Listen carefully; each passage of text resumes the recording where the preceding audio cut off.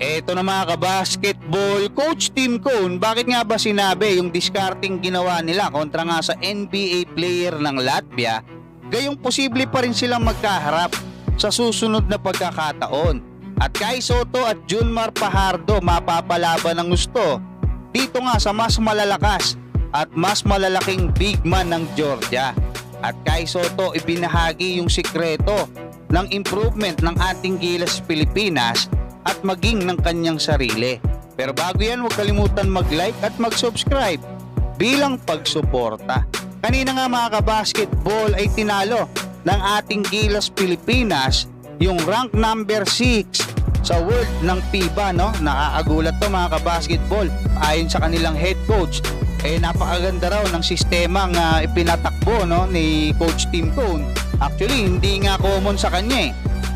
Tapos sinasabi niya na sumablay sila at nadomina sila sa ilalim kasi nga mas malalaki etong si Kai Sotto at Junmar Fajardo kaysa sa mga big man nila, no? Parehong 6'10 lang, tapos yung kanila pang NBA player sa labas pa naglalaro. Pero mukhang hindi nga ganon yung magiging sistema mamaya mga kabasketball sa laban ng Gilas kontra nga dito sa Georgia, kasi itong Georgia ay merong 7-footer na si Goga Bitadze, naglalaro din dyan sa Orlando Magic kung saan nag-NBA Summer League si Kai last year. So napakagandang match-up niyan mga kabasketball. Nandiyan din etong 6'11 na si Alexander Mamukelashvili na talagang nag-dominate, no? Or nanguna para nga dito sa Georgia kontra doon sa Latvia. Nakapagtala siya ng 14 points at 4 rebounds mga kabasketball. So napakagandang match-up niyan.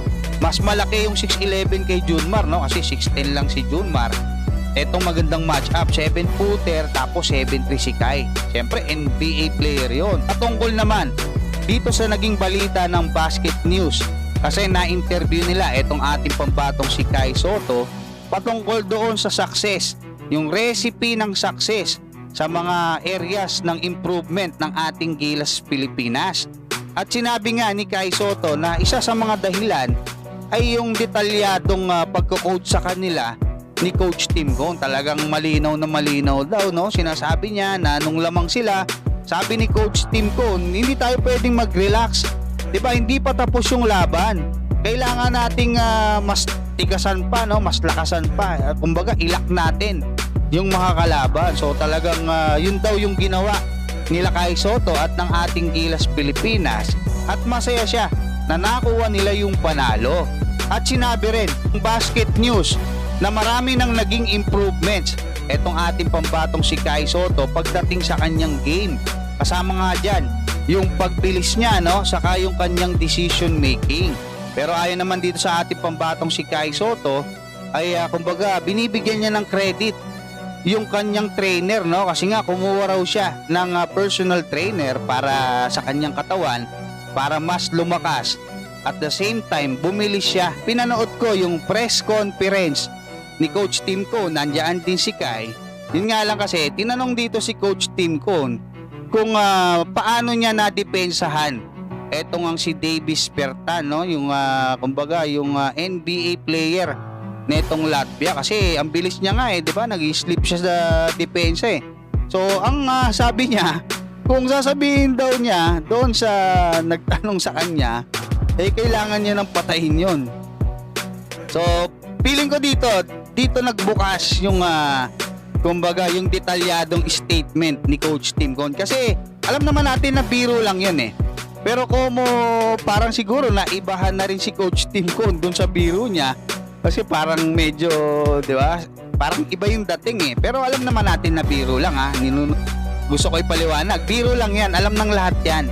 Pero ang ibig niyang sabihin, kung sasabihin ko sa'yo, kung sasagutin ko yung tanong mo, kailangan na kitang patayin kasi hindi ko pwedeng sabihin yan. Diba? Parang ganun yung gustong sabihin ni Coach Tim Cone. Kaya lang po mo, ganun nga yung pagkaka-joke niya, kinailangan niyang idetalye para maipakita niya doon sa nagtatanong na sincero siya. So alam naman ng mga ordinary promptings ng tao yan mga kabasketball. Kaya yun, dinitalye niya. Pero syempre, alam naman natin si Coach Tim Cone, pwedeng hindi naman talaga yan yung kabuuan nung ginawa nilang diskarte, no? Alam niya naman yan mga kabasketball. At kung sinabi niya man talaga yan, makakaisip pa rin siya ng posibleng panibagong paraan para nga depensahan kung sakaling magkakaharap sila ulit netong Latvia. Hanggang dyan mga kabasketball, maraming salamat at God bless sa inyong lahat.